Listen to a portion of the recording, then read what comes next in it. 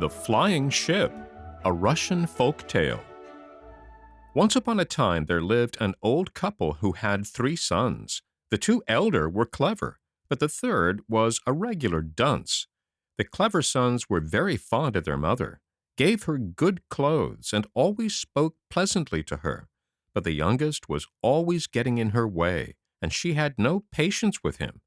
Now one day it was announced in the village that the king had issued a decree offering his daughter, the princess, in marriage to whoever should build a ship that could fly.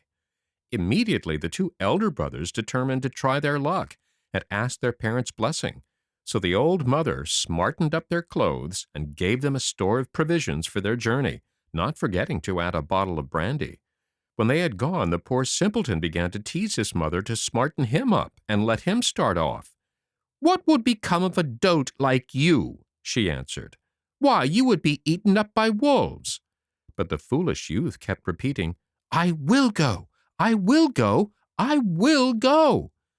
Seeing that she could do nothing with him, the mother gave him a crust of bread and a bottle of water, and took no further heed of him. So the simpleton set off on his way. When he had gone a short distance, he met a little old mannikin. They greeted one another, and the mannikin asked him where he was going. "I'm off to the king's court," he answered. "He has promised to give his daughter to whoever can make a flying ship." "And can you make such a ship?" "Not I." "Then why in the world are you going?" "Can't tell," replied the simpleton. "Well, if that is the case," said the mannikin, "sit down beside me. We can rest for a little and have something to eat. Give me what you have in your satchel." Now the poor simpleton was ashamed to show what was in it. However, he thought it best not to make a fuss, so he opened the satchel and could scarcely believe his own eyes, for instead of the hard crust, he saw 2 beautiful fresh rolls and some cold meat.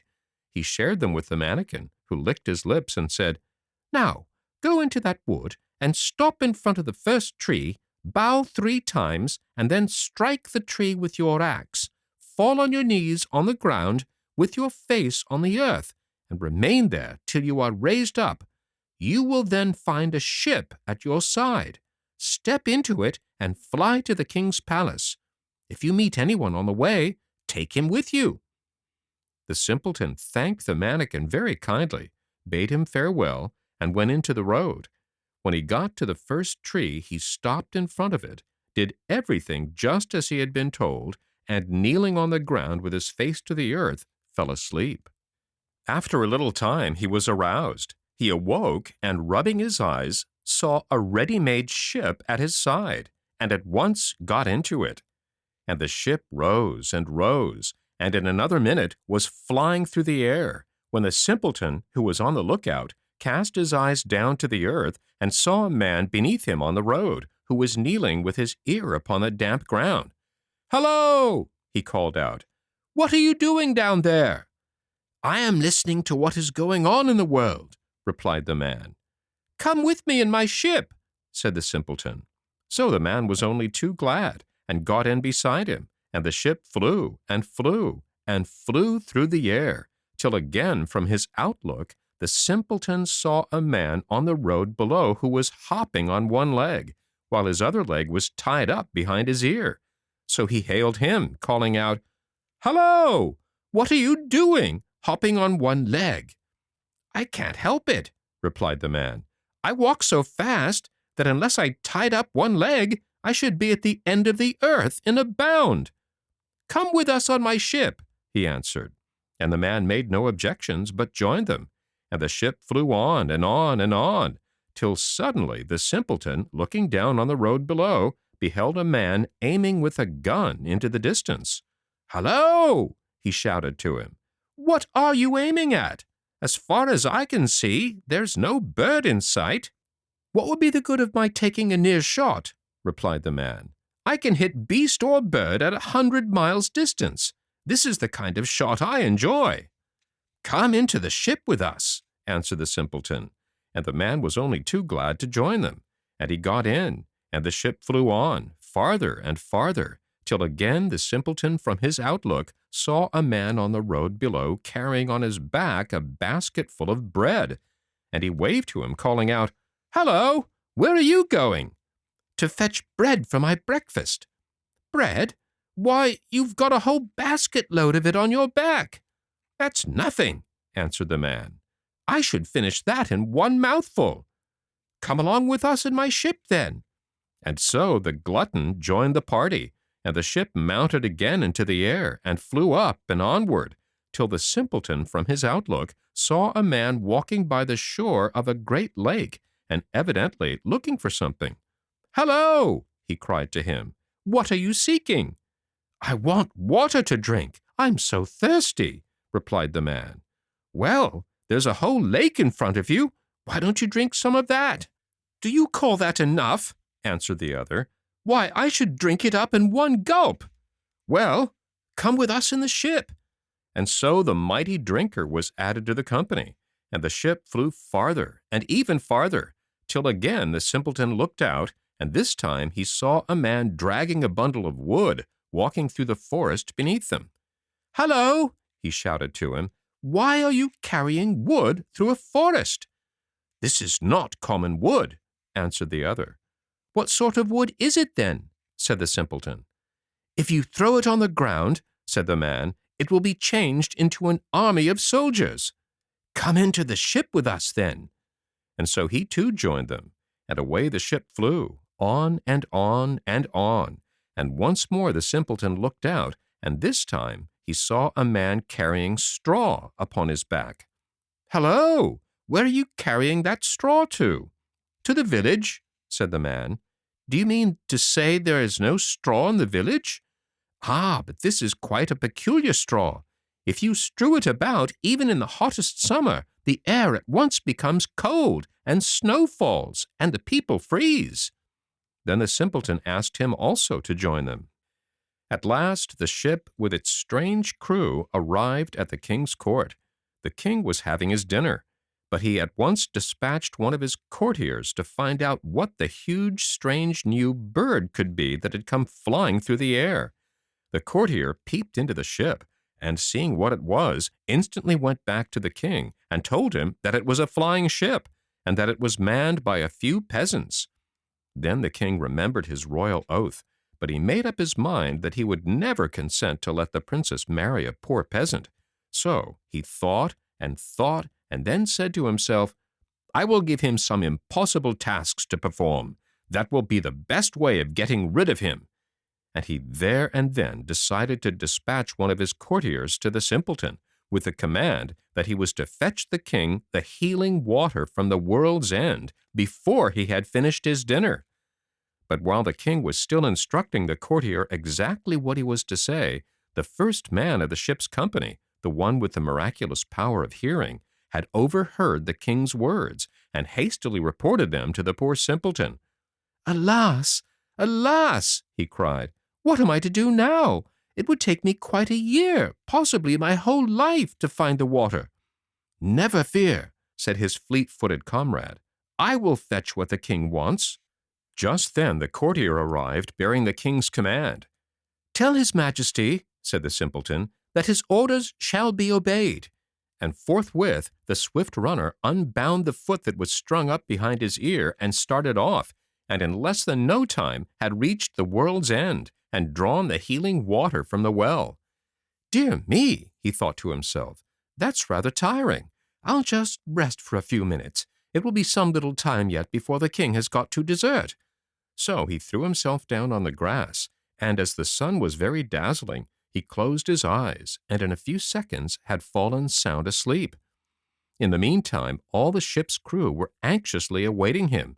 The king's dinner would soon be finished, and their comrade had not yet returned. So the man with the marvelous quick hearing lay down, and putting his ear to the ground, listened. "That's a nice sort of fellow," he suddenly exclaimed. "He's lying on the ground, snoring hard." At this, the marksman seized his gun, took aim, and fired in the direction of the world's end in order to awaken the sluggard. And a moment later, the swift runner reappeared, and stepping on board the ship, handed the healing water over to the simpleton. So while the king was still sitting at table finishing his dinner, news was brought to him that his orders had been obeyed to the letter. What was to be done now? The king determined to think of a still more impossible task. So he told another courtier to go to the simpleton with the command that he and his comrades were instantly to eat up 12 oxen and 12 tons of bread. Once more the sharp-eared comrade overheard the king's words while he was still talking to the courtier, and reported them to the simpleton. "Alas, alas," he sighed, "what in the world shall I do? Why, it would take us a year, possibly our whole lives, to eat up 12 oxen and 12 tons of bread." "Never fear," said the glutton.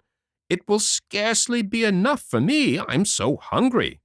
So when the courtier arrived with the royal message, he was told to take back word to the king that his orders should be obeyed. Then 12 roasted oxen and 12 tons of bread were brought alongside of the ship, and at one sitting the glutton had devoured it all. "I call that a small meal," he said. "I wish they'd brought me some more." Next, the king ordered that 40 casks of wine, containing 40 gallons each, were to be drunk up on the spot by the simpleton and his party. When these words were overheard by the sharp-eared comrade and repeated to the simpleton, he was in despair. "Alas, alas," he exclaimed, "what is to be done? It would take us a year, possibly our whole lives, to drink so much." "Never fear," said his thirsty comrade. "I'll drink it all up at one gulp. See if I don't."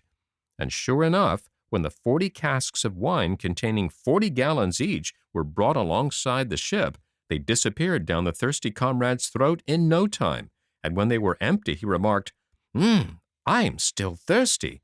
I should have been glad of 2 more casks." Then the king took counsel with himself and sent an order to the simpleton that he was to have a bath in a bathroom at the royal palace, and after that the betrothal should take place. Now the bathroom was built of iron, and the king gave orders that it was to be heated to such a pitch that it would suffocate the simpleton. So when the poor silly youth entered the room, he discovered that the iron walls were red hot. But fortunately, his comrade with the straw on his back had entered behind him, and when the door was shut upon them, he scattered the straw about, and suddenly the red-hot walls cooled down, and it became so very cold that the simpleton could scarcely bear to take a bath, and all the water in the room froze. So the simpleton climbed up upon the stove, and wrapping himself up in the blankets, lay there the whole night.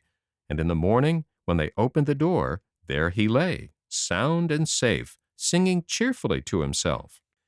Now when this strange tale was told to the king, he became quite sad, not knowing what he should do to get rid of so undesirable a son-in-law, when suddenly a brilliant idea occurred to him.